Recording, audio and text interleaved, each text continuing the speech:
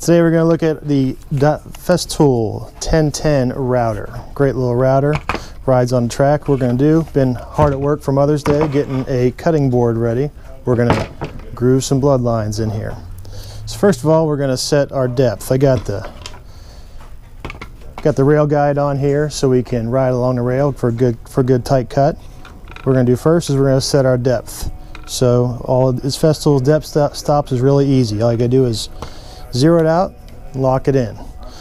So here we got our guide. On here we zero it out, zero that out, and you can adjust to where you want it. Right now we're going to go to about 8 millimeters for our cut. So we're going to lock it in on the guide there on 8, lock it in place, come up. That way when we plunge now, we're going to go down 8 millimeters into the plunge. Another really simple way to do this, if zero it all the way out, make sure everything's zero out. If you have your handy dandy Festool 8 millimeter domino, set the domino in there, put the plunge on, and lock it in. So now we're precisely at 8 millimeters. So what we're going to do first, got all of our trim stops in, we got all of our guide stops in. Going to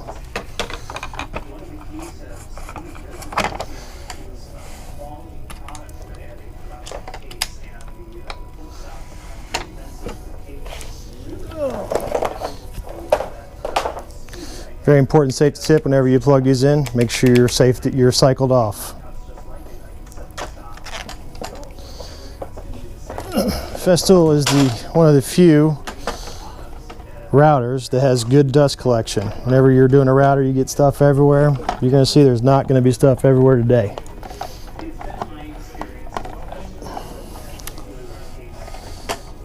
So what we do is we used our guide stops. This is only going to let me go back this far. This is only going to let me go that far.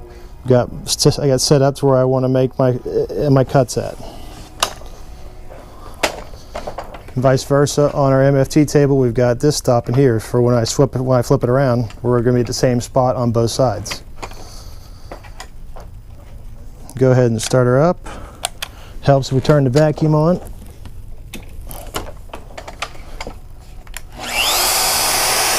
Lock it in place, lock it on. Make sure you're all the way back against the stop.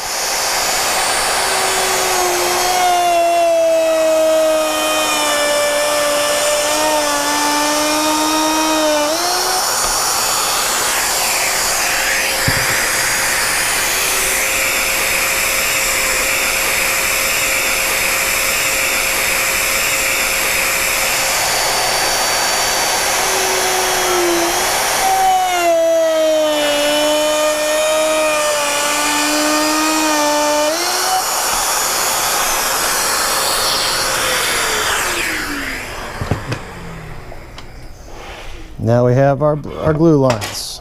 Mom will be happy.